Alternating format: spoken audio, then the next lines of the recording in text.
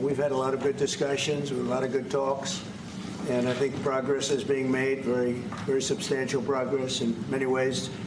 We had a good meeting, as you know, just a short while ago with the president of Russia, and I think there's a possibility that something could come out of it, and today's meeting is very important. We have, I guess, the seven very powerful leaders from Europe, and we're going to be meeting with them right after this meeting, and thank you very much for being here. Thank you so much, Mr. President. If I can, first of all, thank you for invitation, and thank you very much for your efforts, personal efforts to stop killings and stop this war. Thank you. And using this opportunity, many thanks to your wife, First Lady of the United States. She sent a letter to Putin about our children, abducted children, and my wife, she, First Lady of Ukraine, she gave the letter.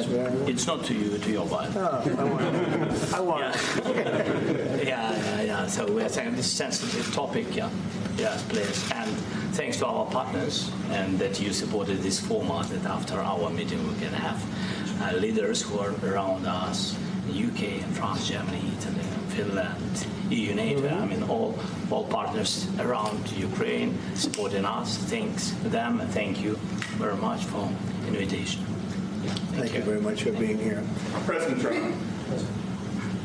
Do you think it's fair? Yes, Peter, go ahead. Thank you, President Trump. So, President Zelensky, you say in a post on X today, Russia must end this war, which it itself started. President Trump, you say President Zelensky of Ukraine can end the war with Russia almost immediately if he wants to. Which is it? Yeah, I think that's true. I think we're going to have a meeting. I think if everything works out well today, we'll have a trilat. And I think there will be a reasonable chance of ending the war when we do that.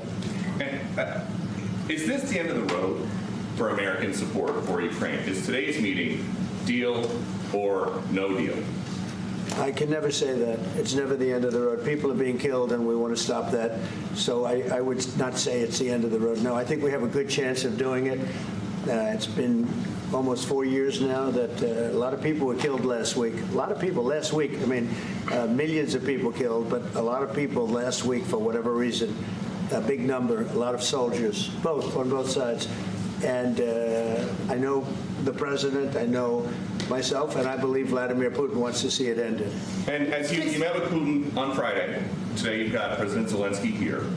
As you listen to Russia and Ukraine, which side has the better cards? Well, I don't want to say that. I'm just here to be. Look, this isn't my war. This is Joe Biden's war.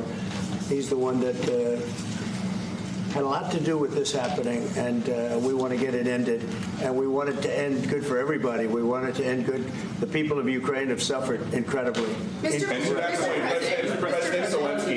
Zelensky, are you prepared to keep sending Ukrainian troops to their deaths for another couple years, or are you going to agree to redraw the maps? Thank you for your question. So, first of all, we live under each day attacks. You know that today have been a lot of attacks and a lot of wounded people, and the child was dead, small one year and a half. So we need to stop this war, to stop Russia, and we need support American and European partners. And we will do our best for this. So, and I think we show that we are strong people, and we supported the idea of the United States, of personally of President Trump, to stop this war, to make a diplomatic way of finishing this war. And we are ready for trilateral, as President said. This is a good signal about trilateral. I think this is very good. Thank you. Mr.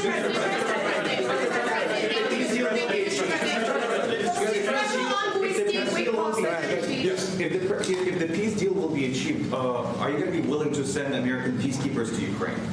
Well, we're going to work with Ukraine. We're going to work with everybody, and we're going to make sure that if there's peace, the peace is going to stay long-term. This is very long-term. We're not talking about a 2-year peace, and then we end up in this mess again.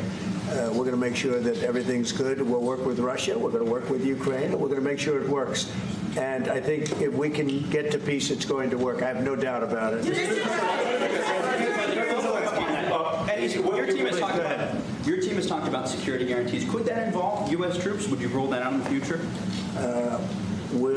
let you know that maybe later today. We're meeting with 7 great leaders of great countries also, and we'll be talking about that. They'll all be involved, but there'll be a lot of help. When it comes to security, there's going to be a lot of help. It's going to be good. They are first line of defense because they're there. They're Europe. But we're going to help them out also. We'll be involved. Mr. President, Vladimir Putin mentioned that the war will not end without addressing the root causes of this war. Have you had an understanding what are the root causes of this war? Well, look, the war is going to end. When it ends, I can't tell you, but the war is going to end, and this gentleman wants it to end, and Vladimir Putin wants it to end. I think the whole world is tired of it, and we're going to get it ended. It was, I've done 6 wars. I've ended 6 wars, and I thought this maybe would be the easiest one, and it's not the easiest one. It's a tough one. A lot of reasons for it, and they'll be talking about it for a long time, but they'll be talking about the others. Look, India, Pakistan, we're talking about the big places. When you look at, you just take a look at some of these wars. You go to Africa and take a look at that. Rwanda and the Congo, Republic of the Congo. That's been going on for 31 years. And so we've done a total of 6, and we really have 6, not including the fact that we obliterated, and it turned out to be a total obliteration, the nuclear, as you said, the future nuclear capability of Iran. And this one, I think we're going to get solved also. I feel confident we're going to get it solved.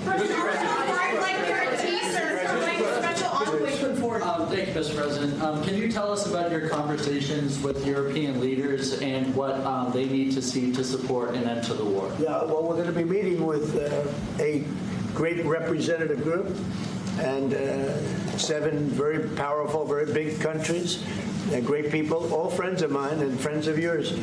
And we're going to have some suggestions made. They want to see peace. They would like to see peace. President Trump, you said last night that- In the red. President Trump, do you think it's fair for Ukraine and for Russia to achieve a lasting and durable peace if Ukraine cedes its territories that Russia hasn't yet conquered? Do you think it's a fair peace for Ukraine? We're going to have a lasting peace. Just to answer the first part of your question, we're going to have a lasting peace. I hope it's going to be immediately. I hope it doesn't have to go on. And I think people of the whole world is going to be very happy when that's announced. You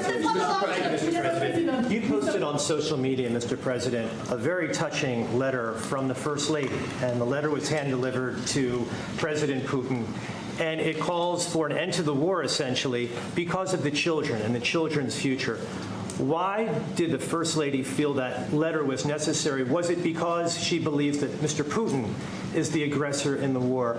Is a similar letter being hand-delivered to President Zelensky? So the First Lady felt very strongly. She's watched the same thing that you watch and that I watch. I see things that you don't get to see, and it's horrible.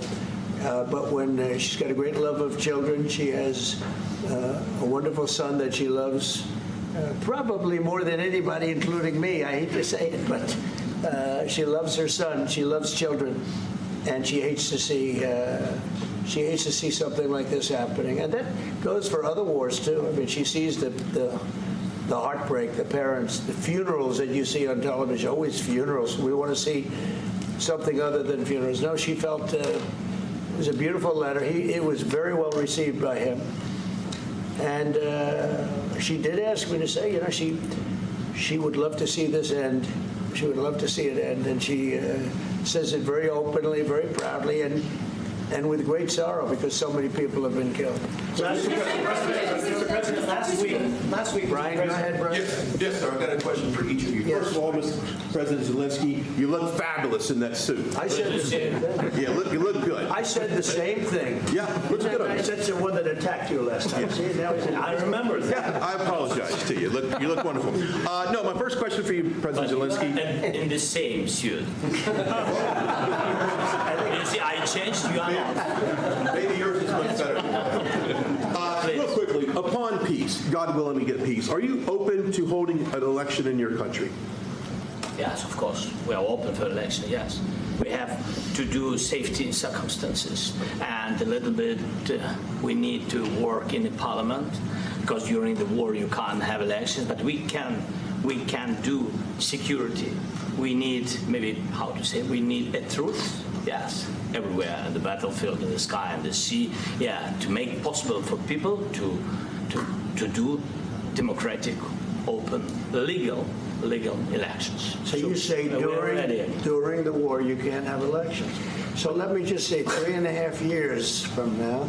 So you mean if we happen to be in a war with somebody, no more elections? Oh, that's good. I wonder what the fake You like news this is. idea? Yeah. No. Speaking of news, I got a question for you. This sounds insane for me even to ask this, but do you think the American media really doesn't even want a peace deal because they've seen they've been so critical of you every step of the way as you lead the charge for peace?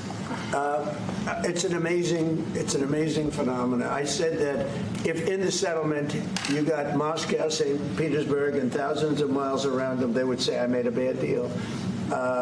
The level of hatred and animosity is incredible. Not with all. I mean, we have great people up here. We also have terrible people up there that I think are told what to say. But, you know, in solving all of these wars, they don't even write about it. You know, I saw major wars. I saw wars that have been going on for 31, 35, and 37, and a couple of quicker ones. One that was going to go into a full-blown deal very quickly. You know what the one I'm talking about. It was a big one. But they don't even write about that. No matter what I do, no matter what, and you know, this is not anything to do with you. It's probably to your advantage in a certain way. But no matter what I do, no matter what deal I make, from my standpoint, you'll come out good. Maybe President Putin will come out good. But they'll say, Trump was absolutely horrible. It's just that, and I've lived with that for a long time. I've lived with it since just before the first election. I used to get great publicity. Now I get the worst publicity anyone's ever gotten in office, but I won in a landslide, so the people understand. They're the only ones that count, ultimately. But I've also had great reporters. I've had journalists that are very good. But it's very sad when you do the right thing. As an example, they said, because of the fact that Vladimir Putin came to American soil, this was a tremendous defeat for Donald Trump. No, it was really wonderful that he did it. It was a hard thing for him to do, to be honest with you. It was the opposite of what they said, but they said it. Now, if he didn't come, they'd say that was also bad for Trump. You know, there's no way. And there's just a great dishonesty of the press, and I think that's why it's lost its credibility. You know, its credibility is at an all-time low.